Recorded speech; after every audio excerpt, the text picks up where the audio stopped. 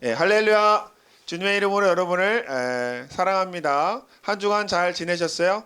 네, 지금 바깥에는 비가 내리고 있는데 비가 내려도 비가 그쳤다고요? 네, 알겠습니다. 비가 그쳤지만 어쨌든 이 길이 젖었는데도 불구하고 오늘 또 이렇게 열방 2교구에서 이쁜 언니 5분을 모시고 오늘 그리스도인을 닮아가는 신앙인 2 시간을 시작하도록 하겠는데요. 다 같이 시작할 때 박수로 환영하는 시간을 갖도록 하겠습니다. 그리스도를 닮아가는 신앙인 2번째 시간에 오신 것을 환영합니다.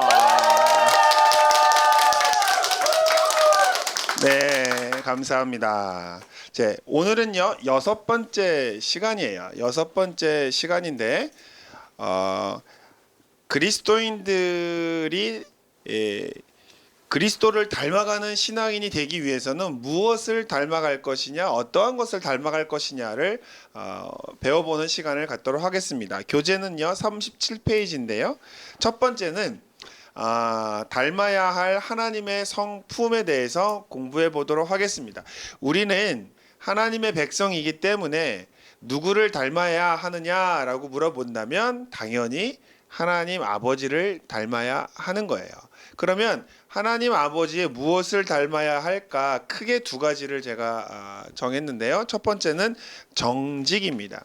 오늘날 사회를 살아가면서 하나님의 백성으로서 나타내야 할 성품이 무엇일까라고 생각했을 때 정직을 제가 꼽았어요. 이 정직을 꼽은 이유는요. 옛날에는 제가 독일에서 공부할 때 들은 이야기인데 법정에서 목사님이 이 2사람이 결혼한 게 맞습니다라고 증언만 하면 더 이상의 검증 없이 2사람이 부부인 게 증명이 됐다고 얘기하고요. 그다음에 목사님이 이거는 아닙니다라고 법정에서 증언을 하면 더 이상의 서류가 없이 목사님의 말을 믿고 판사가 판단을 내렸다는 거예요. 예를 들어서 길을 건너다가 사고가 났어요. 사고가 났는데 누군가는 잘못이 있었겠죠. 그럼 목사님이 자기가 본 바를 이야기하는 겁니다. 이 사람이 가면 안 되는데 여기서 가서 사고가 났습니다라고 증언을 하면 그냥 그 법정에서 효력 발생하는 증언으로 채택이 됐다는 거예요. 그런데 오늘날 목사님이 법정에 가서 증언을 한다고 해서 그게 법정에서 증거로 채택이 될까요? 안 될까요? 안 되죠. 그 이유는 뭐냐면 그리스도인들이 정직을 많이 상실했기 때문이라고 생각합니다. 예전에는 안 그랬어요. 예전에는 그리스도인 하면 거짓말을 하지 않는 사람들이라는 인식을 가지고 있었는데 오늘날에는 그런 인식들이 점점점 사라지는 것 같아요. 그래서 오늘날 우리 사회를 살아가야 할 때 우리가 회복해야 할 것이 무엇이냐라고 생각했을 때 정직이라고 하는 것을 생각했는데요. 한번 성경 말씀 보겠습니다. 출애굽기 20장 16절인데요. 거기에 보면 내 이웃에 대하여 거짓 증거하지 말지니라 라고 말씀하고 있습니다. 그러니까 정직하게 행하라라고 이야기하는 거예요. 근데 나에게 손해가 된다고 해서 거짓말을 하거나 또 나에게 피해가 온다고 해서 거짓 증언을 하는 일들이 있어서는 안 된다. 비록 나에게 피해가 온다 할지라도 거짓말을 하면 안 된다. 정직해야 된다라고 하는 것이죠. 왜 정직해야 되냐면 정직하게 되면 뒤에 나와요. 왜 정직하는 것이 더 좋은 것인지가 뒤에 나오니까 조금만 기다려 주시고 하나님이 정직하신 분이기 때문에도 그렇습니다. 신명기 32장 4절에 보면 그는 공의로우시고 정직하시도다. 하나님이 정직하기 때문에 우리도 정직을 해야 되는 거예요. 하나님을 닮아가는 사람이기 때문에. 그 다음에 시편 25편 8절에도 야훼는 선하시고 정직하시니라고 나옵니다. 이처럼 그리스도인들은 자기가 살아가는 사회에서 정직하도록 노력을 해야 한다라고 하는 것인데, 2번째, 정직이 왜 중요하냐면 첫 번째는 하나님의 성품이기 때문에 중요했고요. 두 번째는 하나님을 보기 원한다면 정직해야 된다고 성경은 이야기하고 있어요. 신약성경 마태복음 5장 8절에 보면 뭐라고 나옵니까? 마음이 청결한 자는 복이 있나니 저들이 하나님을 볼 것이요. 그러니까 마음이 청결하다는 얘기는 마음이 깨끗하고 정직하다는 뜻이거든요. 마음이 정직한 자들이 누굴 본대요? 하나님을 본다라고 하는 겁니다. 하나님의 성품을 무시하고 하나님의 법을 무시한 채 하나님을 경배할 수 없습니다. 하나님의 성품을 닮지 않고서 하나님을 보려고 할 수 없다라고 하는 그런 가르침이기 때문에 그런 것이고요. 세 번째, 정직에서 중요한 것은 뭐냐면 정직한 자에게 주시는 하나님의 보상이 있습니다. 우리 한번 읽어볼까요? 첫 번째가 뭘까요? 재물의 복이에요. 시편 84편 11절 다 같이 한번 읽어봅니다. 야훼 하나님은 해요 방패시라. 야훼께서 은혜와 영화를 주시며 정직히 행하는 자에게 좋은 것을 아끼지 아니하실 것임이니이다. 아멘. 또 시편 112편 2절 3절 다 같이 함께 읽습니다. 그 후손이 땅에서 강성하며 정직자의 후대가 복이 있으리로다. 부요와 재물이 그 집에 있으며 그 의가 영원히 있음이로다. 자, 정직한 자에게 내가 정직히 행하면 내가 손해 볼 것 같잖아요. 그런데 그건 내가 손해 보는 것 같다라고 생각하는 것뿐이지 사실은 그 뒤에 뭐가 따라오는 거예요? 하나님의 보상이 따라옵니다. 하나님의 보상이 뭐라고 나와 있어요? 좋은 것을 아끼지 아니하신다고 했고요. 또는 또 후대가 복이 있을 것이요 부요와 재물이 그 집에 있을 것이다. 여러분, 내가 손해 보는 것보다 하나님이 채워주시는 게 더 큰 복인 줄 믿으시길 주의 이름으로 축원을 드립니다. 따라서 정직하게 행하는 것 때문에 조금 손해를 보는 것 두려워하지 마십시오. 그것을 넘치게 갚아주시고 또 더 후하게 채워주시는 분이 하나님이심을 우리가 믿기 때문에 정직한 것입니다. 그래서 속일 필요 없고요. 정직히 행해도 손해볼 거 없습니다. 눈앞에 내가 볼 때는 손해보는 것처럼 느껴질지라도 하나님께서 뒤에 다 후대에 갚아주시고 또 더 많은 것들을 좋은 것을 주시는 하나님이심을 믿게 되는 여러분이 되기를 주의 이름으로 축원을 드립니다. 자, 첫 번째가 정직이었고요. 두 번째 우리가 닮아야 할 것은 그 다음 페이지에 있습니다. 바로 거룩입니다. 하나님에 대해서 말씀을 하면서 빠질 수 없는 게 뭐죠? 거룩이에요. 하나님은 거룩하신 분이다. 성경에 너무너무 많이 나오는 것이죠. 이 거룩이라고 하는 것을 빼놓을 수 없습니다. 따라서 또 하나님이 직접 우리에게 하신 말씀도 있어요. 레위기 11장 44절 45절인데요. 보세요.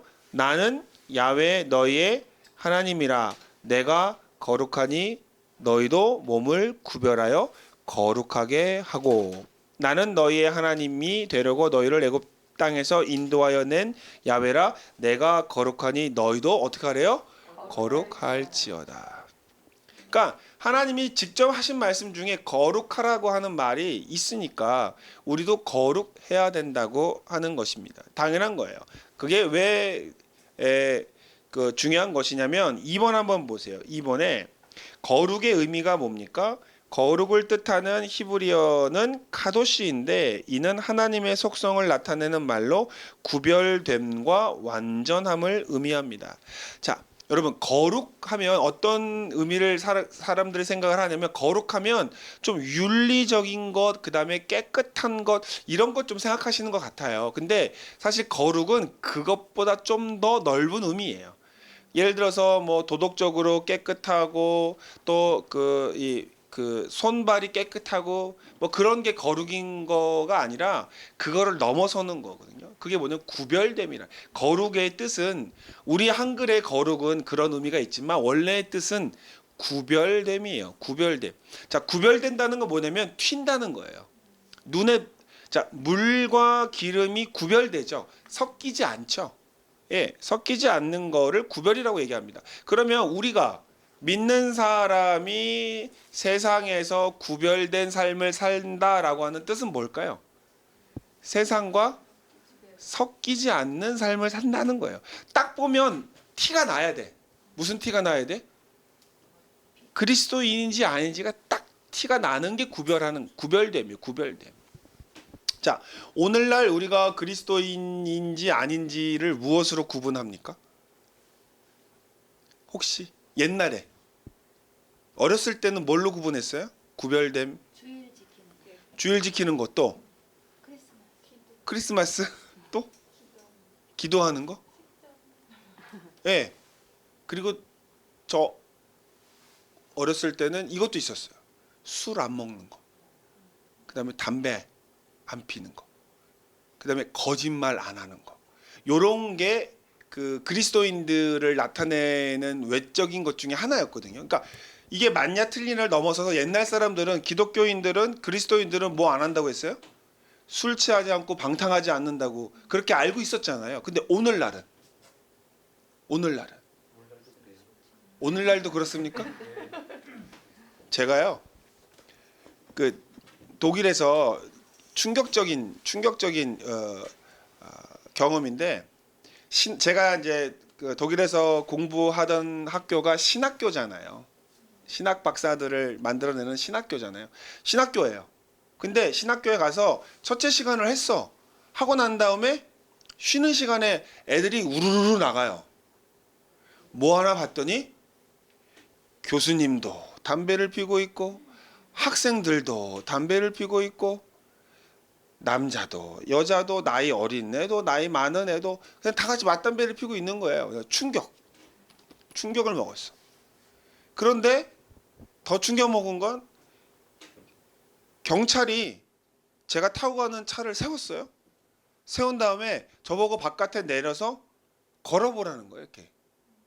이렇게 똑바로 한번 걸어보라는 거예요. 그래서 아 얘가 나 술 먹었나 안 먹었나 내가 운전을 타고 왔는데 운전을 타고 쭉 지나가다가 그 여름에 그 딸기 밭에 가서 체험하는 그 장소가 있거든요. 그래서 딸기를 한 몇 상자를 따갖고 와서 오는 동안에 딸기가 사갔나 봐요.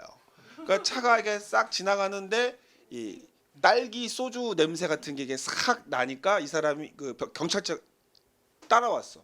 따라와가지고 내려가지고 걸어보라는 거예요. 그래서 제가 그랬죠. I am pastor. I am pastor. 그랬더니 경찰이 저보고 So what? I am pastor. So what?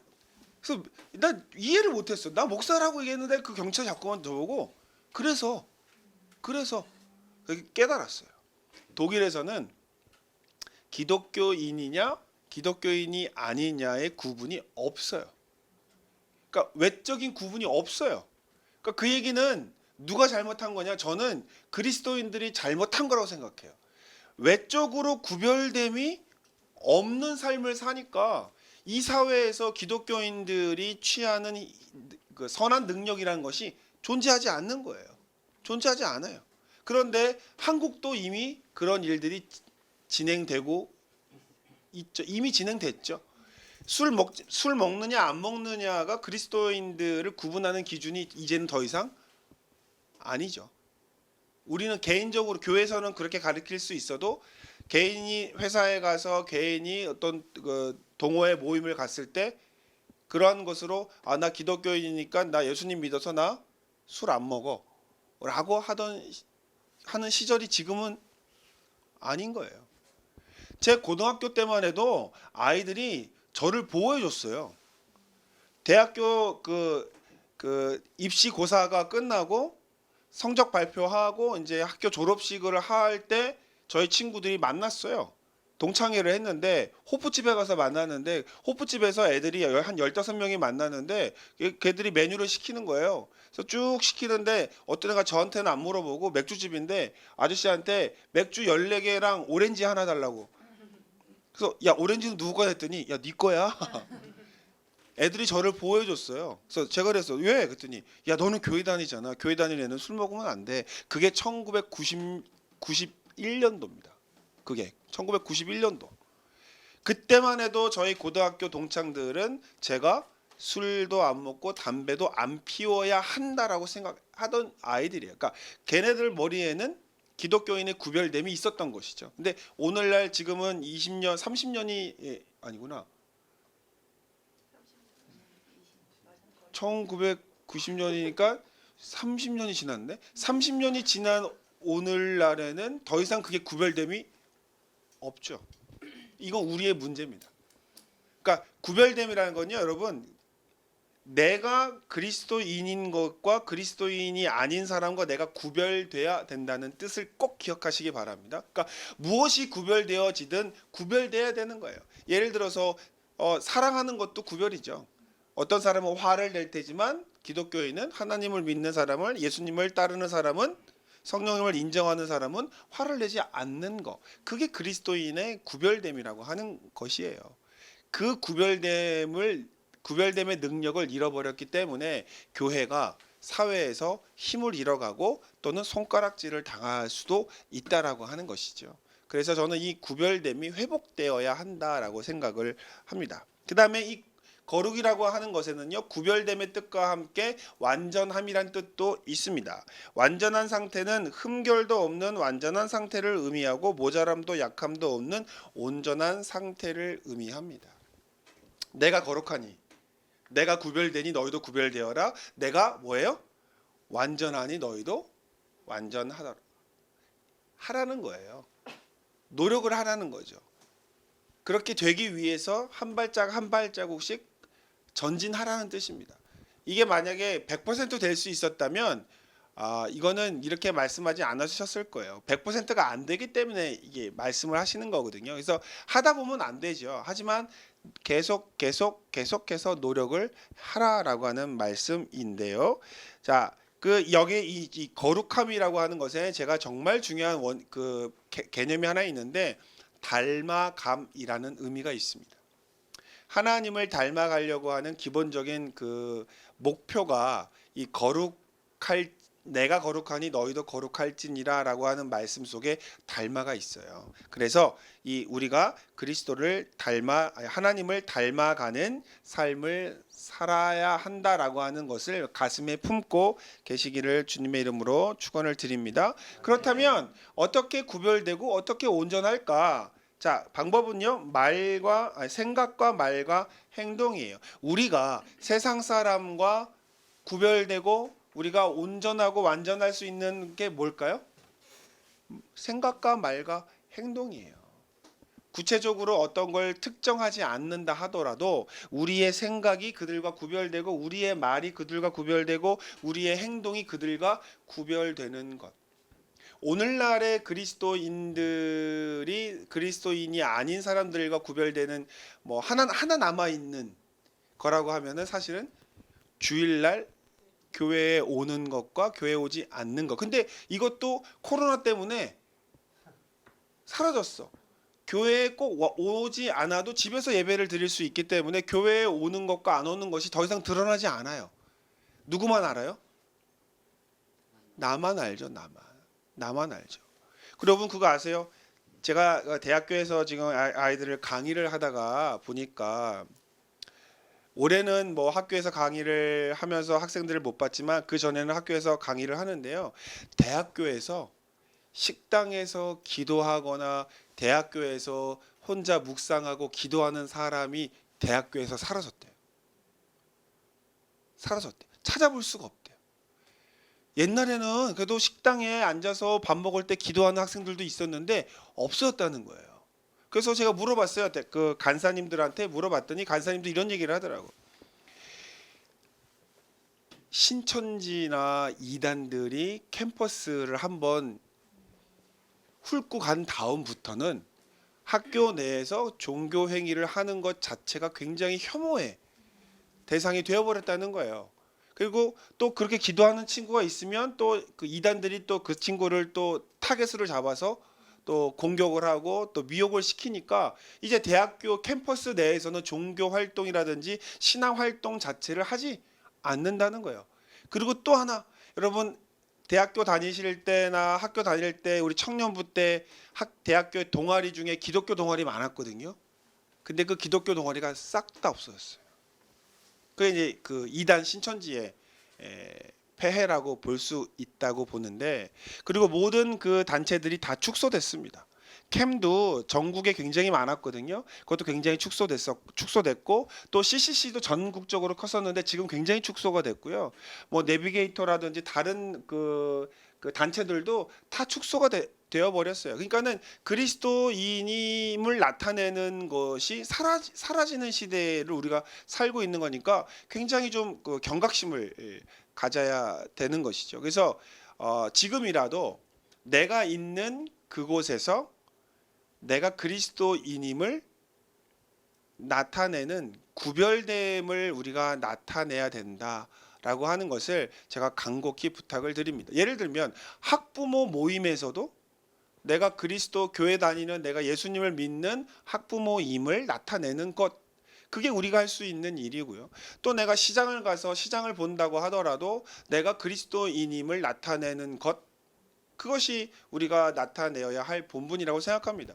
제가 택배를 받았어요. 택배를 받았는데 택배 물건이 집에 왔는데 택배 물건을 찾을 수가 없어. 근데 택배는 되었다고 나와요. 근데 물건을 못 받았잖아요. 그래서 어플에다가 물건 못 받았음이라고 쓰니까 회사에서는 다시 발송을 한 거예요. 그럼 나중에 알고 보니까 문틈 사이에 껴놓은 거를 발견하지 못하고 그걸 못 받았다고 메시지를 던진 거예요. 그런데 물건이 또 왔어요. 그 두 개가 온 거죠.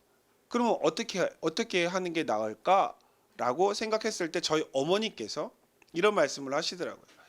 이거 우리가 그냥 쓸 수 있지만 이거 우리가 그대로 쓰면은 택배 그 배송하시는 분이 배상을 해야 한다. 따라서 이거 반드시 돌려줘야 된다라고 말씀을 하시면서 그 택배 기사한테 연락을 해가지고 오라고 해서 그것을 다시 돌려주면서 제가 하나님 믿는 사람인데 이거 제가 쓸 수가 없어서 다시 돌려드립니다라고 말을 하시는 거예요. 그래서 야, 이렇게 해도 우리가 그리스도인임을 나타낼 수가 있구나라고 하는 생각을 했는데 수많아요. 그냥 어디에서만 나타나는 게 아니라 순간마다 그리스도인됨을, 구별됨을 나타내시는 저와 여러분이 되기를 주님의 이름으로 축원을 드립니다. 자, 그러면 어떻게 해야 되냐면 성령을 통한 또 임재와 말씀과 기도를 통해서 우리가 구별됨을 나타내야 된다라고 하는 거예요. 그러니까 우리가 거룩하면 예전에 어떻게 생각했냐면 기도 많이 하고 말씀 많이 보고 금식하고 막 그러면 거룩이라고 생각했는데, 여러분 거룩은 언제 티가 나는 거예요? 나 혼자 있으면 구별이 돼야 안 돼요. 안 됩니다. 구별은 다른 사람과 다른 것과 만날 때 구별되는 거예요. 그러니까는 우리의 거룩함은 언제 드러날까요? 나 혼자 예배드리고 나 혼자 금식하고 나 혼자 말씀을 볼 때 나의 거룩함이 드러날까요? 아니면 세상에 나갈 때 드러날까요? 예, 세상에 나갈 때 드러나는 거예요. 소금이 언제 소금의 맛을 냅니까? 음식 속에 들어갈 때 맛이 나는 것처럼 우리는요, 그냥 교회 안에서 거룩을 외치는 그런 수준에서 머물러서는 안 돼요. 교회 내에서 말하는 거룩은 진짜 거룩이 아닌 거예요. 진짜 거룩은 세상에 나갔을 때 구별되는 게 거룩이에요. 따라서 믿지 않는 사람들과 동등한 삶을 살아갈 때에 그리스도의 거룩함을, 하나님의 거룩함을, 구별함을 나타내는 여러분 되 주시기를 부탁드립니다. 예, 이게 바로 하나님의 닮아야 할 성품, 정직과 거룩 두 가지였고요. 그 다음에 이제 예수님을 닮아가기 위한 또 8가지 덕목에 대해서 말씀을 드리겠는데 39페이지입니다. 39페이지에 보면 우리 베드로 후서 1장 4절 7절인데 다 같이 한번 읽어볼까요?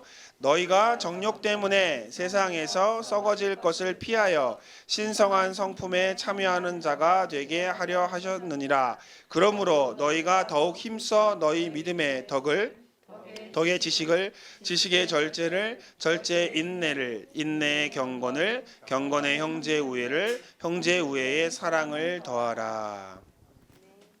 여기서 말하는 그리스도인들에게 필요한 덕목 8가지가 나옵니다. 8덕입니다. 8덕. 8가지의 덕이 우리의 삶에서 나타날 때 우리가 그리스도를 닮았다라고 하는 것을 나타낼 수 있다라고 하는 것인데, 첫 번째는 뭐예요?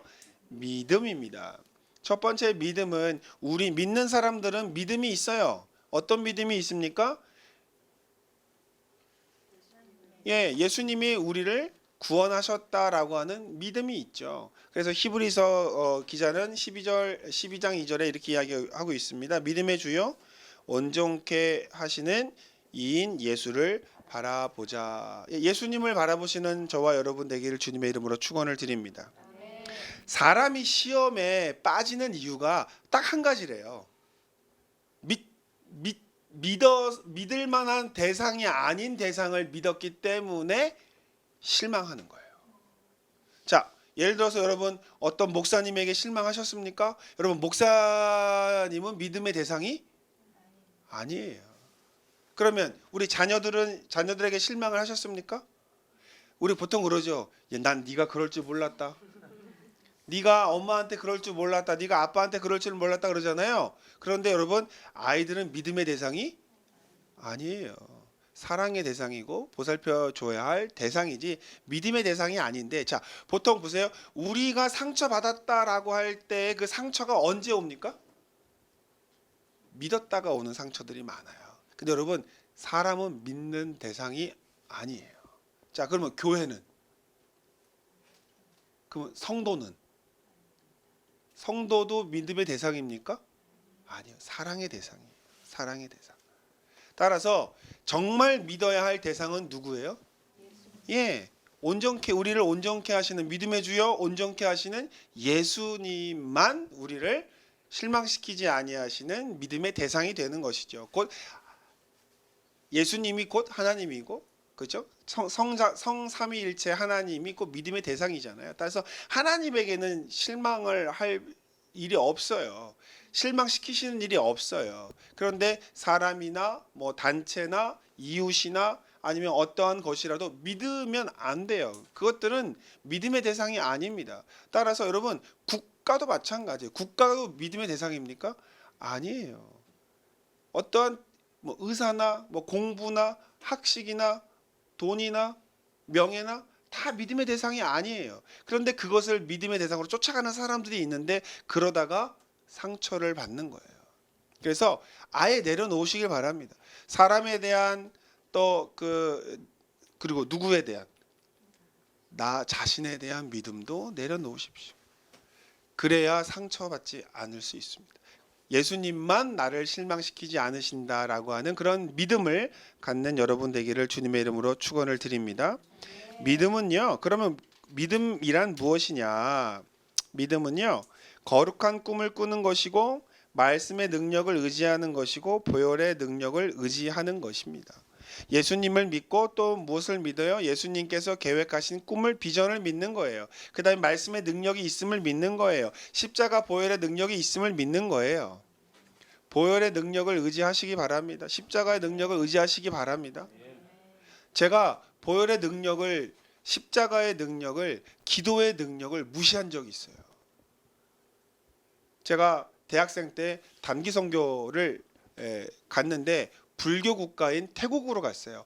태국으로 갔는데 가자마자 온 지방 자체 내에 다 불상들이 너무너무 많아요. 태국은 불상이 너무너무 많은데, 그때 그 저희 팀장이셨던 그 변성우 목사님께서 저희들에게, 팀원들에게 지시를 내리셨어요. 자, 자기 전에 주기도문을 외우고 자야 된다. 주기도문을 반드시 외우고 자야 된다. 그래서 예수 그리스도의 이름으로 악한 권세 잡은, 공중 권세 잡은 그 마귀를 내어 쫓고 정죄하고 그리고 자야 된다라고 했는데, 제가 혼자 생각했어요. 아니 뭐 정죄하거나 안 하거나 그냥 자면 되는 거지 뭘 또 주기도문을 외우라고 그래. 그러고 나서 그냥 안 외우고 잤어요. 그런데 안 외우고 잤는데 저도 모르게 스르르르 잠이 빠졌는데, 순간 잠이 든 건지 잠이 깬 건지 모르는 상태가 됐어요, 제가. 근데 갑자기 누군가가 저를 이렇게 쭉 잡아 당기더니 저를 빙빙 공중에서 돌리기 시작했어요. 그리고 저기다도 던지고 저기다도 던지고 저기다 던지고 한마디로 예, 가위에 눌린 거죠. 근데 제가 잠이 깬 건 아닌데 또 잠이 완전 든 건 아닌데 이 반 정도 깨어 있고 반 정도 이 정신이 몽롱한 상태인데 바깥에서 소리가 들리는 거야. 바깥에서 누구 소리가 들리냐? 변성호 목사님의 소리가 들리는 거예요. 저를 딱 보시면서 야 얘들아 일로 와봐. 얘들아 일로 와봐. 그러더니 얘 봐라 사무엘 봐라. 얘 봐라. 얘 이거 지금 가위 눌렸다 이거. 이거 오늘 이거 주기도문 외우라고 했는데 얘 이거 안 외웠지 이거. 안 외웠지 이거. 그러면서 얘 하는 얘기가 얘 이거 건드려주면 깨는데 이거 건드릴까 말까. 그래도 이거 그거 있잖아요. 여러분. 가위 눌릴 때 옆에서 누가 이렇게 툭 쳐주면 깨나잖아요. 근데 제가 제발 눌러줘 했는데 예, 탁 저를 쳐주시니까는 제가 딱 깼는데 저보고 물어보더라고요. 너 주기도문 외우고 잤어 안 잤어? 외우지 않았어요. 거봐 왜 안 외워? 여기는 귀신이 많고 여기는 악령들이 많기 때문에 예수의 피를 발라야 돼. 십자가 보혈을 의지해야 돼. 주기도문을 꼭 외워야 해. 그래서 내가 외우라 그런 거야라고 설명을 해주시더라고요. 믿음의 대상 말씀에는 능력이 있습니다. 여러분 주기도문에도 능력이 있어요. 주기도문이 무슨 능력이 있겠습니까? 라고 의심할 수 있겠지만 여러분 무섭고 힘들고 어려울 때 기도할 내용이 기억나지 않잖아요. 그러면 주기도문이라도 외우시기 바랍니다. 그 기도문에 능력이 있습니다. 거기에 우리의 신앙의 모든 핵심이 다 담겨져 있는 거예요. 따라서 그 주기도문에도 기도문에도 능력이 있습니다. 그러니까 그 말씀을 드린 게 믿음이죠. 어떤 믿음이에요? 말씀의 능력이 있음을 믿는 게 우리 믿음인 거예요. 따라서 여러분 십자가의 능력을 의지하고 말씀의 능력을 의지해서 기도를 잘 못하겠다라고 하면 말씀이라도 외우고 말씀이라도 보고 읽으시기를 주님의 이름으로 축원을 드립니다. 말씀에는 능력이 있습니다. 살아서 좌우의 날선 어떤 것보다도 예리해서 영과 혼과 골수를 쪼개는 능력이 하나님의 말씀에 있습니다. 성령의 검이기 때문에 그렇습니다. 따라서 그런 믿음의 말씀을 가슴에 품고 다니는 여러분 되기를 주의 이름으로 축원을 드리고요. 이 믿음이 왜 중요하냐면 믿음은 하나님을 기쁘시게 하는 요인이 되기도 합니다. 히브리서 11장 6절에 보면 우리 다 같이 한번 읽어볼까요? 믿음이 없이는 하나님을 기쁘시게 못하나니 하나님께 나아가는 자는 반드시 그가 계신 것과 또한 그가 자기를 찾는 자들에게 상 주시는 이심을 믿어야 할지니라. 믿음이 없이는 하나님을 어떻게 못한대요? 기쁘시게 못한다. 바꿔 얘기하면 믿음이 있으면 하나님을 기쁘게 한다, 기쁘시게 한다라고 하는 것이죠.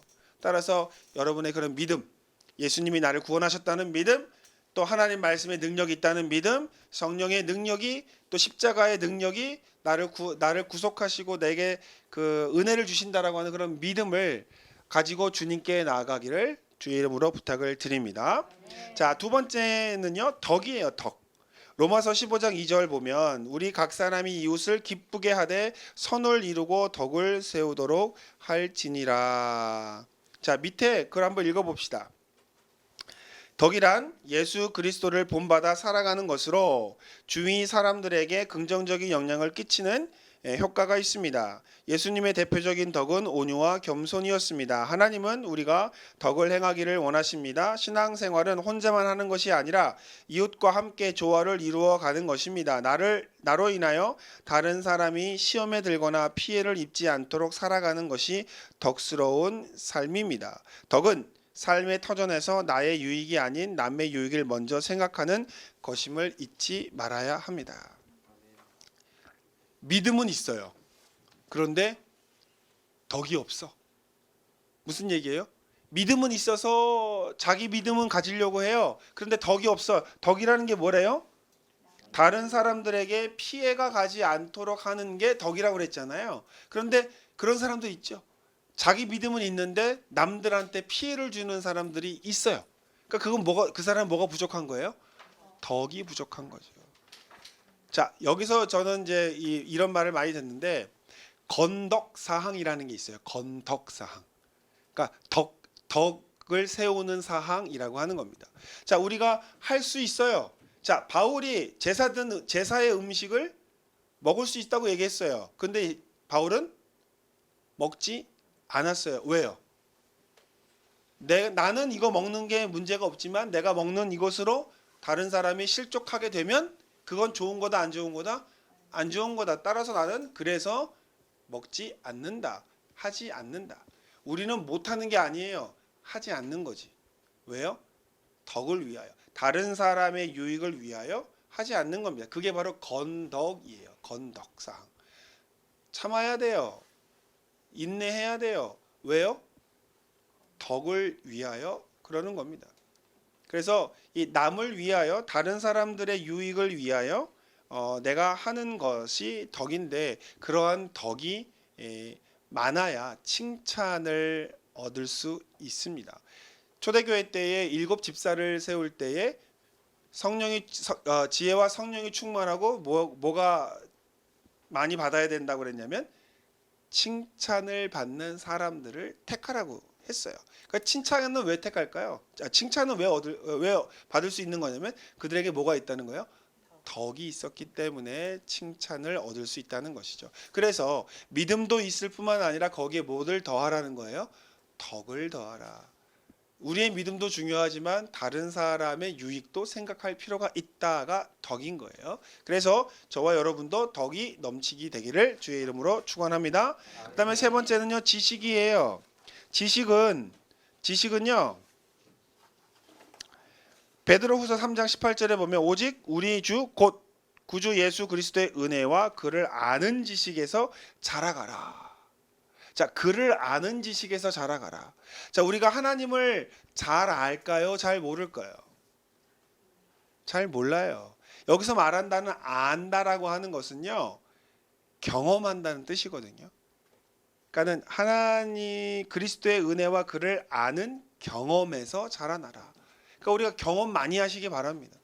이런 경험도 하고 저런 경험도 하고 여러 경험들을 하시길 바래요. 아, 하나님이 이럴 때도 도와주시는구나. 하나님은 이런 걸 좋아하시는구나. 하나님이 이걸 싫어하시는구나. 하나님이 이걸 축복하시는구나. 이거 다 알아야 돼요. 이게 우리가 하나님을 아는 지식이라고 볼 수가 있는 겁니다. 그래서 믿음이 있는 사람은 덕도 있어야 되지만 또 하나님에 대한 지식도 있어야 돼요. 그래서 하나님을 잘 알아야 한다라고 하는 겁니다. 하나님을 알지 못하는 자들에게 하나님을 소개하려면 우리가 먼저 하나님을 알아야 하기 때문에 그렇습니다. 여러분은 하나님의 별명을 지어본 적 있으세요? 하나님의 별명? 하나님을 모르는 사람들에게 하나님을 뭐라고 소개하실 거예요, 여러분? 여러분은 예수님을 모르고 하나님을 잘 모르는 사람들에게 뭐라고 소개하실래요? 그러면 어떤 하나님을 소개할 수밖에 없냐면 내가 만난 하나님을 말할 수밖에 없잖아요. 그럼 여러분은 어떤 하나님을 만나셨습니까? 이게 되게 중요해요. 그 사람의 색깔이 나와요. 신앙 색깔이. 그래서 만약 내가 어떤 사람에게 내가 만난 하나님은 이러한 하나님이야라고 하는 것이 딱 떠오르지 않다면 아직 하나님에 대한 지식이 아직은 부족한 거예요. 그래서 그게 부족하다면 기도하시길 주의 이름으로 축원합니다. 하나님, 나도 하나님에 대한 지식이 있기를 원합니다. 이럴 때 내가 하나님을 만나서 내가 만난 하나님을 증거할 수 있게 해주세요라고 기도하셔서 하나님을 만나시기를, 또 하나님에 대한 지식을 많이 쌓아가기를, 또 자라가시기를 주의 이름으로 축원을 드립니다. 자, 그 다음에 지식이 있는 다음에 뭐가 있어야 되냐면 절제가 있어야 된대요. 자, 성령의 9가지 열매 중에서 이제 마지막이 절제인데 영어 표현은 셀프 컨트롤이라는 말입니다. 이 얘기는 뭐냐면 진짜 절제는요, 익숙한 상황이 아니라 견디기 힘든 상황 속에서도 무엇인가를 조절하는 능력을 절제라고 하는데 단도직입적으로 절제를 이야기할 수 있는 것이 3가지가 있어요. 물질적인 것, 정신적인 것, 그 다음에 행동적인 것이 있을 수 있습니다. 그렇죠. 오늘날 우리 아이들을 보면 아이들이 절제 못하는 게 뭐가 있을까요? 우리 아이들이 절제하지 못하는 거. 네? 핸드폰. 예. 그죠? 게임. 야, 핸드폰 아이들이 절제 못하죠. 그러면 엄마 아빠는 아이들은 절제 못 하는데 엄마 아빠는 절제해요?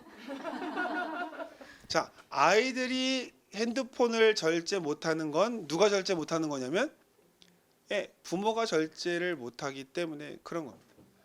부모가 절제를 하면 아이들은 절제를 따라갈 거예요. 근데 그러니까 그건 우리가 아이들을 뭐라고 할 게 아니에요. 왜 아이들이 유튜브를 많이 보고 왜 그 핸드폰을 많이 보냐면 엄마 아빠가 귀찮잖아요. 귀찮으니까 뭐 주고 그냥 원래는 말도 해주고 놀아주고 그 아이에게 관심을 보여줘야 되는데 그거 귀찮으니까 뭘 줘요? 핸드폰 주는 거예요. 그리고 핸드폰 보라고 얘기하는 거예요. 그러니까 아이들이 그게 중독이 되고 절제를 할 수가 없는 건데 여러분 반드시 가르쳐 주셔야 됩니다. 아이들에게 절제하는 모습을 가르쳐 주셔야 돼요. 근데 그러려면 누가 절제를 해야 되냐면 내가 절제를 해야 돼요. 제가 예전에도 드린 적이 있었는데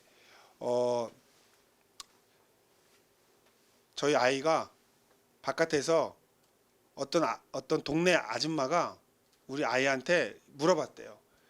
너 아버지 네 아버지 뭐 하시니? 그랬대요. 그래서 야 너 아버지 뭐 하시니라고 물어보니까 너 뭐라고 대답했어? 아빠 목사야라고 얘기를 해야지 했더니 아니 집에서 핸드폰 본다고 그랬어. 그러니까 걔 눈에 비친 모습은 아빠는 항상 집에 오면 핸드폰을 보는 모습을 봤기 때문에 아버지 뭐 하시니? 그러면 핸드폰 하는 거예요. 그래서 저 그때부터 집에서 아이들이 보는 앞에서 핸드폰을 잘 안 만지려고 노력합니다. 그러니까 저의 탓이라고 생각을 했기 때문에 절제하는 법을 배워줘야 돼요. 그래서 저희는 밥 먹을 때 우리 가족들이 모였을 때는 핸드폰을 다 내려놓게 해요. 물론 잘 안 듣기도 하지만 다 내려놓게 합니다. 밥 먹을 때만이라도 다 핸드폰을 꺼라 라고 가르쳐 주려고 해요. 이런 절제가 필요하다라고 하는 것인데 여기는 제가 뭐 물질, 정신, 행동적인 거라고 이야기했지만 우리의 삶에서 이 중독되어져 있는 것들을 다 좀 이 절제를 통해서 물을 빼야 될 필요성이 있습니다. 그래서 때로는 기도원에 가서 모든 걸 다 끊고 금식을 하면서 또 세상과 단절하면서 내가 무엇인가에 중독되어 있었던 것을 되돌아볼 수 있는 그런 시간들이 사실 필요한 것 같아요. 그래서 오늘날 기도원 잘 많이 안 가는데 기도원을 가는 것이 우리 신앙에 유익함이 있다고 저는 생각합니다. 그래서 단절하고 주님과만 관계를 또 생각하는 그런 시간들이 필요하다라고 하는 것인데요. 절제는요, 우리의 혼자의 힘으로 할 수 있는 건 아니에요. 하나님의 영이신 성령께서 우리를 코치하실 때 그게 가능하기 때문에 반드시 기도로 힘을 쌓아야 됩니다. 만약에 내가 무엇인가를 절제하기를 원한다면 그냥 나 혼자의 생각으로 하는 것이 아니라 하나님께 기도하시길 바랍니다. 성령님 나를 도와주세요라고 기도하시기를 주님의 이름으로 축원을 드립니다. 하나님이 도와주셔야 돼요. 그래서 그걸 끊어야 돼. 그걸 끊어야 돼. 안 그러면 안 돼요. 아무리 혼자 하려고 해도 안 돼. 왜냐하면 사람은 어떤 이 중독성이 있기 때문에 그거를 하나님께서 그 맛을 끊어 주셔야 돼요. 그 맛을. 그 누가 해주냐? 성령이 해준다고 저는 생각합니다. 그래서 성령을 따라서 해라라고 성경은 갈라디아서 5장 16절 17절에 보면 내가 이르노니 너희는 성령을 따라 행하라 그리하면 육체의 욕심을 이루지 아니하리라. 성령을 따라 행하라라고 하는 말씀은요. 성령을 통하여 행하라라고 하는 말씀이고요. 이 말씀은 성령께 기도하면서 성령의 인도하심을 구하면서 행하라라고 하는 뜻입니다. 따라서 늘 성령의 인도하심을 구하는 여러분 되기를 부탁드립니다. 자, 그다음에 다섯 번째는요. 인내가 필요하다고 그랬어요. 근데 여기서 인내에서 가장 중요한 게 하나 있습니다. 여러분, 인내는 어떤 사람만 하는 건 줄 아세요? 인내는 누구만 하는 줄 아세요? 소망이 있는 사람이 인내하는 겁니다. 참는 거예요. 왜 참아요? 소망이 있기 때문에 참는 거예요. 운동선수가 힘든 훈련을 합니다. 올림픽 나가는 선수들이 4년 동안 엄청나게 힘든 일을 참아가면서 해요. 먹고 싶은 거 안 먹고 합니다. 왜 그럴까요? 그 뒤에 빛나는 미래가 있다라고 하는 어떤 그런 믿음과 소망이 있기 때문에 참는 거거든요. 따라서 우리가 하나님 안에서의 인내를 갖고 있는 이유는 뭘까요? 고난 중에 기다리는 인내하는 이유는 뭘까요? 답답한 중에 인내하는 이유는 뭘까요? 그 다음에 뭐가 있다는 거예요? 예, 하나님의 주시는 소망이 있기 때문에 우리는 인내하는 줄 믿습니다. 그래서 예레미야서 29장 11절 보면 예레미야의 편지인데 여기서 얘기합니다. 야훼의 말씀이라 너희를 향한 나의 생각을 내가 하나니 평안이요 재앙이 아니니라 너희에게 미래와 희망을 주는 것이라. 하나님은 예언자들을 통해서 선지자들을 통해서 늘 항상 이스라엘 백성들에게 희망과 평강과 소망의 말씀을 주셨습니다. 그래서 우리가 견딜 수 있는 이유가 바로 그거예요. 하나님은요, 우리의 미래를 생각할 때 평안을 생각하신대요. 그 다음에 희망을 주시는 것을 생각하신다는 것이죠. 제가 만난 하나님은 희망을 주시는 하나님이셨어요. 제가 막 낭망하고 있는데 하나님께서 그래 너 낭망했으니까 너 이제 끝이야. 꿈도 꾸지 마. 이렇게 하신 적이 한 번도 없어요. 제가 희망을 잃고 꿈을 잃고 주저앉았으면 하나님께서는 저에게 잃어버린 꿈을 생각나게 하셨어요. 내가 예전에 너에게 한 말 기억해? 내가 너를 인도한다는 것을 기억해라. 이렇게 위로하시고 격려하시는 말씀을 주셨지. 야, 너 끝이야. 끝났어. 이렇게 하신 적이 한 번도 없어요. 그러한 하나님을 말씀을 믿으시길 바랍니다. 하나님께 소망을 두는 자에게 복이 있을지어다. 예, 그런 지금 살아가는 환경이 어렵고 힘듭니까? 그래도 참으십시오. 인내하십시오. 왜요? 그 뒤에는 하나님의 축복이, 하나님의 위로가, 하나님의 격려하심이 기다리고 있기 때문에 그렇습니다. 자, 그 다음엔 뭐예요? 경건입니다. 경건은 하나님의 자녀는 하나님의 자녀다운 삶을 살아야 하는데 하나님의 자녀답게 사는 것이 바로 경건이고요. 거기 밑줄 치세요. 경건의 가장 중요한 요소는 하나님을 가까이 하는 거다. 자, 여러분 경건의 시간 들어보셨죠? 경건의 시간이 도대체 뭐 하는 시간입니까? 경건의 시간. 우리 큐티하는 시간이라 배웠죠. 근데 좀 더 정확하게 말하면 경건의 시간은 무슨 시간이에요? 예, 여기 우리 방금 전에 밑줄 친 거. 하나님을 가까이 하는 시간이 경건의 시간인 거예요. 그러니까 우리가 보통 이제까지 큐티가 경건의 시간이라고 생각했는데 그것의 더 근본적인 것은 뭐예요? 하나님을 가까이 하는 거. 그게 큐티의 진정한 의미죠. 하나님을 가까이 하는 시간을 갖는 것. 그게 경건입니다. 그래서 성경은 늘 우리에게 경건을 유지하라라고 이야기합니다. 경건의 모양은 있으되 경건의 능력은 없는 자들처럼 행하지 말라라고 말씀을 하시죠. 경건의 모양은 있는데 경건의 능력이 없다는 건 뭐예요? 경건의 모양은 있다는 건 뭐예요? 겉으로는 하나님을 가까이 하는 것처럼 보이는데 실제로는 하나님을 가까이 하지 않는 거. 어떤 게 그런 게 있을까요? 자, 교회에 예배 드리러 와요. 그런데 예배는 안 드려요. 그냥 앉아 있는 게 예배를 드리는 걸까요? 어떠세요? 예배 드리러 오는 사람들이 다 예배를 드리는 걸까요? 이사야서 말씀에 보면은 이런 말씀이 있습니다. 너희가 내 마당만 밟고 갔다. 보통 제사를 드리려면 성막 안에 와야 되거든요. 성막 안에 마당 뜰에 와야 돼요. 거기서 제물을 드리고 번제단에 제물을 드리고 제사를 드리고 이제 집에 가야 되잖아요. 그런데 분명히 제사를 드렸어. 그런데 하나님이 이사야를 통해서 하신 말씀이 뭐래요? 너는 내 마당만 밟고 갔다. 저 제사 드렸는데요? 저 예배 드렸는데요? 근데 하나님께서 너 그냥 교회에 앉았다 갔다. 이렇게 말씀하시는 사람들이 있을까요? 없을까요? 있습니다. 교회는 왔는데 누구 때문에 온 거예요? 예, 와이프가 밀어서 간 거예요. 예? 그다음에 엄마 아빠 때문에 밀어서 온 거예요. 그럼 와서 말씀을 들어야 돼. 말씀 들어야 안 들어요? 말씀 안 들어. 그냥 핸드폰 보고 있어요. 뭐만 기다려? 시간 가기만 기다리고 예배 딱 끝이면 집에 가는 거예요. 그리고 와서 집에서 교회 다녀왔니? 라고 물어보면 예, 교회 다녀왔어요. 이게 경건인가요? 아닌가요? 경건의 모양은 있지만 경건의 능력은 없는 게 이런 모양이거든요. 근데 우리도 그러한 모습이 있을 거라고 생각이 들어요.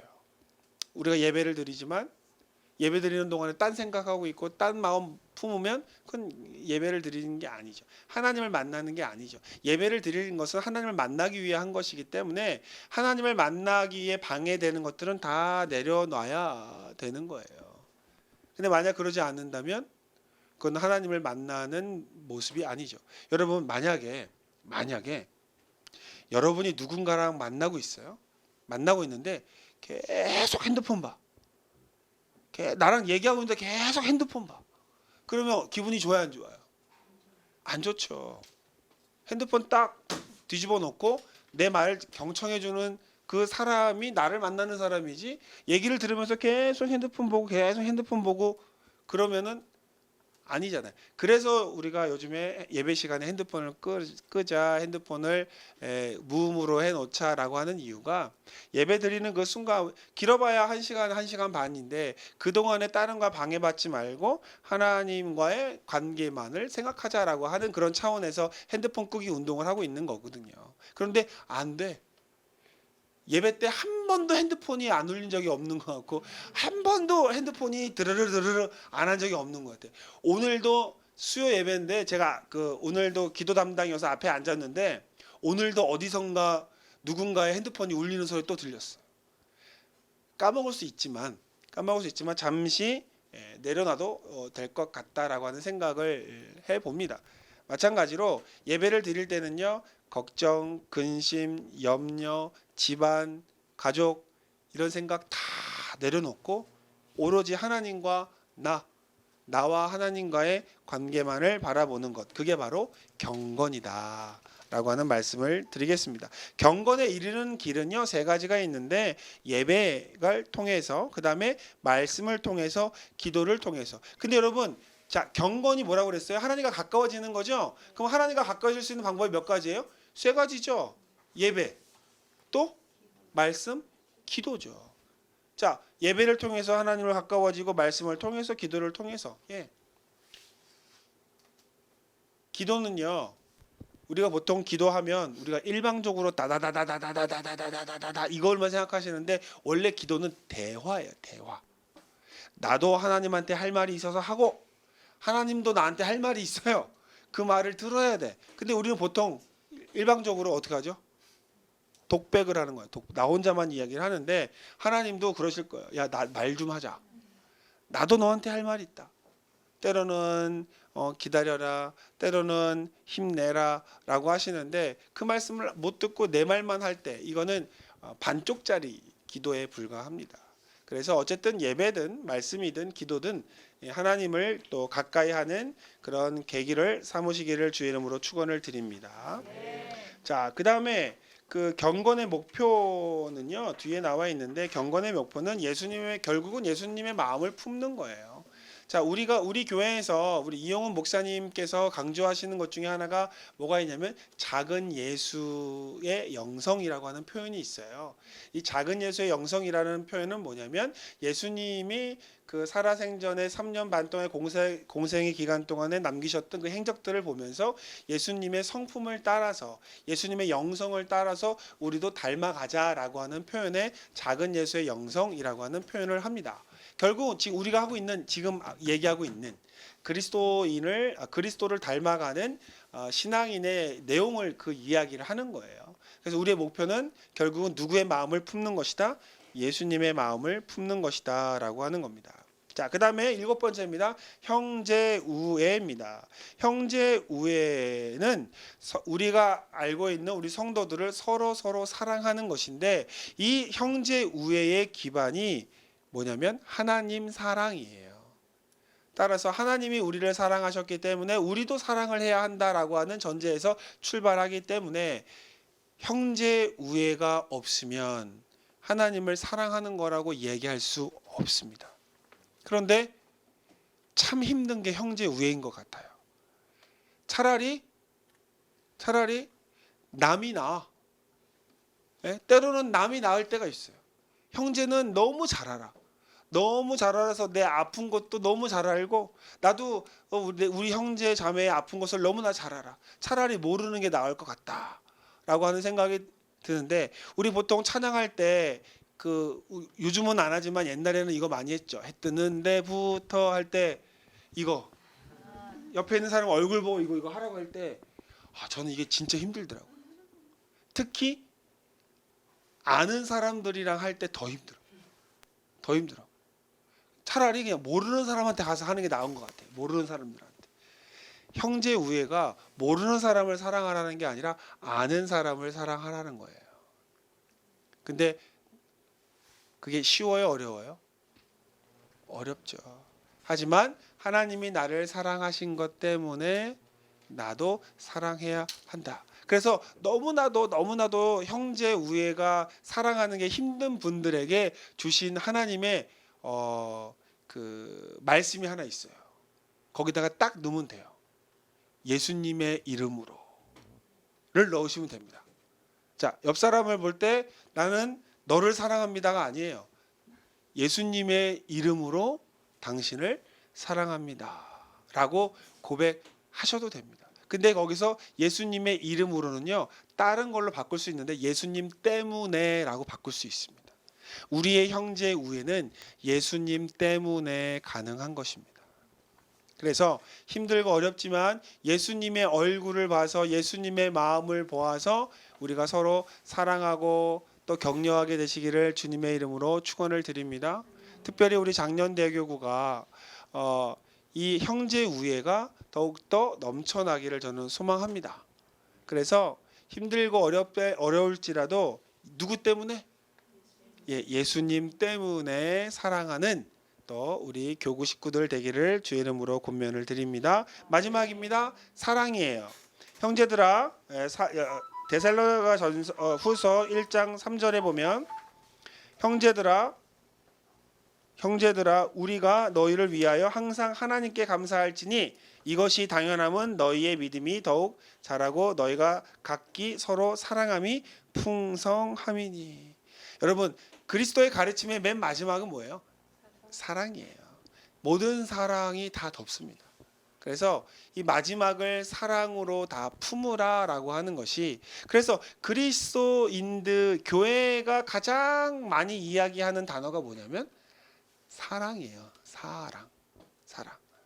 그래서 우리가 사랑을 많이 이야기하지 않는 시대에 살고 있는데, 우리 교회가 그래도 우리 교회는 이 사랑을 많이 실천하기 위해서 굉장히 많이 노력을 하는 교회 중에 하나이기 때문에 저는 그런 면에서 저희 교회가 굉장히 자부함이 있습니다.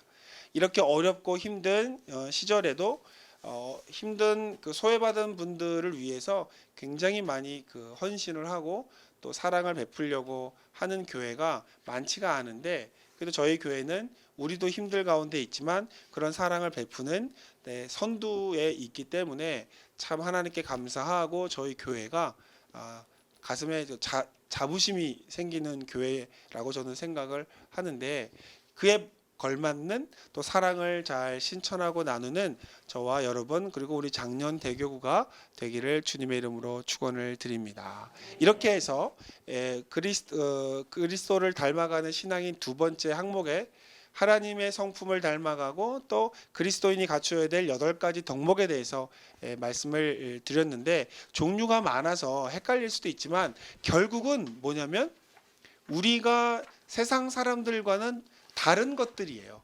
정직이라든지 이 거룩이라든지 그 다음에 이 8가지 덕목은 세상과 구별되어지는 하나의 우리만의 칼라라고 저는 생각합니다. 그래서 이 다채로운 칼라가 우리의 삶을 통해서 드러난다면 그동안 우리가 잃어버렸던 선한 영향력이 또 그만큼 회복될 수 있을 것이다 라고 생각이 들고요. 요즘에는 밖에 나가서 노방전도 하는 것이 그렇게 많이 효율적이지 않아요. 왜냐하면 요즘 시대에는 모르는 사람이 전달해 주는 것보다는 알고 있는 사람이, 친한 사람이 전해주는 것을 더 잘 받아들이는 시대이기 때문에 결국 전도라고 하는 것은 모르는 사람한테 가서 전도하는 것이 아니라 아는 사람한테 가서 하는 관계 전도라고 할 수 있거든요. 그러려면은 이 거룩, 정직, 그다음에 8가지의 덕목으로 무장한 또 아름다운 그리스도인들, 구별됨이 있는, 다양한 색채를 띠고 있는 그러한 그리스도인들이 필요하다라고 하는 생각이 듭니다. 그래서 올해뿐만 아니라 내년 또 남아있는 시간 동안에 우리만의 아름다운 컬러가 알록달록 이렇게 빛이 나는 저와 여러분이 되기를 주의 이름으로 축원을 드립니다. 예, 기도하겠습니다. 하나님 감사합니다. 오늘 그리스도를 닮아가는 신앙인 두 번째 시간으로서 우리가 하나님을 닮고 또 예수님의 8가지의 덕목을 또 닮아가야 한다는 말씀을 나누었습니다. 어찌 되었건 세상 속에서 하나님 믿는 백성으로 구별되어져서 또 내가 하나님을 나타내는 또 증거자임을 잊지 않고 살아가는 저희들 될 수 있도록 도와주셔서 정말 아름다운 다채로운 색깔대로 또 주신 달란트대로 하나님의 영광을 드러내는 저희가 될 수 있도록 인도하여 주시옵시고 또 저희의 삶을 통하여 하나님께로 또 찾아오는 많은 새로운 영혼들이 있도록 주여 인도하여 주옵소서. 감사드리고 이 모든 말씀 예수님의 이름으로 기도드립니다. 아멘. 네, 혹시 오늘 강의한 내용 중에 궁금하신 내용이 있으시면 잠깐 질문 받고 답변하는 시간을 갖도록 하겠습니다. 혹시 질문 있으세요? 우리가 신앙생활이라는 게 그리스도를 닮아가는 과정이고 또 하나님을 아는 지식이 자라가는 과정이라고 하셨는데요. 그리고 또 여기 형제 우애의 출발은 하나님의 사랑이다라고 하셨는데, 그럼 우리는 자라나는 과정인데 미처 하나님의 사랑을 받는 걸 잘 모르기 전에, 하나님의 사랑을 잘 알기 전에, 그리고 하나님을 아는 지식이 미처 자라나지 못했는데 형제를 사랑하라는 계명이 먼저 나한테 왔을 때 의무감이라도 먼저 행해야 되는 건지, 아니면 그냥 내가 마음이 정말 진정으로 사랑할 수 있을 때 행해야 되는지, 의무감으로 하다 보니까 이게 저에 있어서는 그게 좀 나중에는 힘들죠. 힘이 힘들죠. 한계가 분명히 오더라고요. 그랬을 때 과연 내가 그러면 마음이 올 때부터 행하는 게 낫는 건지, 아니면 먼저 행하고 마음을 주시는 건 기다려야 되는지, 그게 궁금합니다. 네, 일단 모르면 못해요. 근데 우리가 하나님의 뜻이 무엇인지는 알잖아요. 근데 때로는 그것이 내가 할 수 없는 상황이 있음에도 불구하고 하려고 할 수도 있잖아요. 그런데 저는 이런 비유를 좀 드리고 싶은데, 자, 효도하세요라고 하는 말 우리 다 알아요. 그런데 효도가 되나요? 효도하는 게 힘들죠. 하기 힘든데 하려고 하니까 힘들죠. 근데 어느 때가 되면 효도라고 하는 것을 우리가 조금 하기 편해질 때가 있어요. 언제죠? 나이가 들어서. 그래서 우리는 다른 말로 하죠. 철이 들었을 때. 예, 철이 들었을 때는 그렇게 힘들지 않게 할 수 있죠. 자, 그러면 지금 이제 하나님이 우리를 사랑하신 것처럼 우리도 형제 자매들을 사랑하라고 하는 말씀을 들었기 때문에 해야 돼요. 그런데 힘들어. 그 얘기는 뭐예요? 힘드는 거 왜 힘든 거예요? 예, 아직 예수님 안에서 철이 안 났어. 아직 철이 안 나니까 힘든 거예요. 그런데 철이 안 났다고 하나님이 뭐라고 하지 않으세요. 왜냐면 자라나는 과정이기 때문에 하나님이 그래도 아직 자라나지 않았기 때문에 그런 거야. 아직 성숙하지 않았기 때문에 그런 거야. 아직 네가 잘 모르기 때문에 그런 거야 라고 인정하시는 거죠. 저는 그래서 하나님 안에서 알고 있지만 행하지 못하는 것들에 대해서 하나님이 그렇게 막 우리를 책망하시거나 정죄하신다고 저는 생각하지 않아요. 왜냐하면 아이는 배워가면서 커 나가는 거기 때문에 신앙인도 자 처음 믿었을 때 신앙인이 모든 율법을 다 지키고 하나님 계명을 다 지켜야만 됩니까? 못 지키면 죄인이고 못 지키면 다 하나님 자녀 아니에요? 아니거든요. 시간이 지나면서 성숙하기를 바라시는 게 하나님 뜻인 거예요. 그런데 느리게 성숙하지보다는 빠르게 성숙하는 게 더 좋죠. 그래서 하나님 보실 땐 답답하시겠지만 그래도 하나님은 기다리십니다. 어떤 사람은 10년을 20년을 기다리실 수도 있어요. 하지만 하나님의 그 교육을 잘 받고 하나님 뜻대로 빨리 되면 하나님께서 하시는 것 중에 하나가 복을 먼저 주시거나 아니면 먼저 사용하시거나 전 그렇다고 생각해요. 그래서 하나님의 뜻이 무엇인 줄 알았다면 그것을 빨리 할 수 있기 위해선 성숙이 필요하고 성숙하기 위해서는 이 오늘과 같은 이런 시간들 세미나를 통해서 잘 알아야 돼요. 모르면 못하니까. 그러면 여기 세미나를 통해서 아는 것으로 끝나는 게 아니라 어떻게 할 수 있는지 방법도 이야기하잖아요. 성령을 따라 행하라, 성령을 통하여 행하라 라고 하는 것들이라든지 아니면 개념들을 말씀을 드리면서 조금씩 알매 영역이 넓어지면 나중엔 성숙되어져서 아마 힘들지 않는 단계까지 성숙해 가실 것 같아요. 제가 대학생 때 느꼈던 하나님의 말씀과 지금에 느끼는 하나님 말씀이 조금 달라요.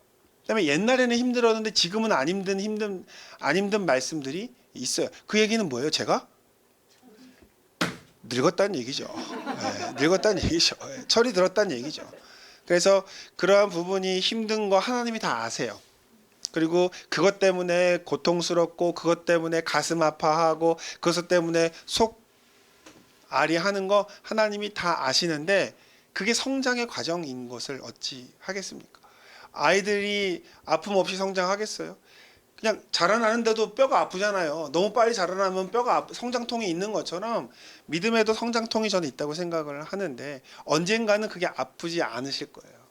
지금은 아프다. 아프다는 얘기는 뭐예요? 성장하고 있다라는 뜻이라고 저는 생각합니다. 그래서 그러한 질문이라든지 그러한 건 당연한 거고요. 과정이기 때문에 그러한 과정은 너무나도 자연스러운 과정이다.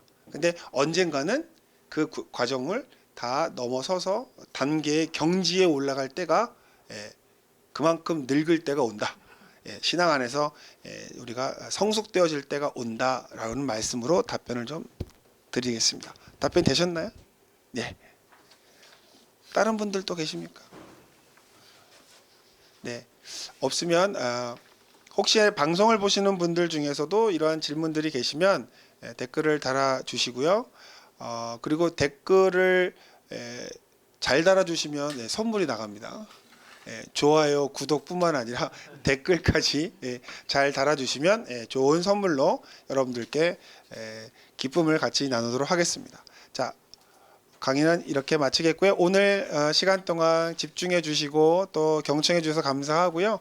하나님의 이 덕을 또 하나님의 성품을 닮아가는 한 주간의 삶이 되시기를 주님의 이름으로 축원을 드리고 다음 주에 또 다른 마지막 강의 다음 주에는 예수님을 맞이하는 신앙인이라고 하는 강의를 통해서 종말을 어떻게 살 것인가에 대해서 강의를 할 텐데요. 이 강의 다음 주 있기까지 한 주간 주님 안에서 행복하고 승리하시는 한 주가 되기를 주님의 이름으로 축원을 드립니다. 자, 하나님께 감사 영광의 박수 올리겠습니다. 수고하셨습니다.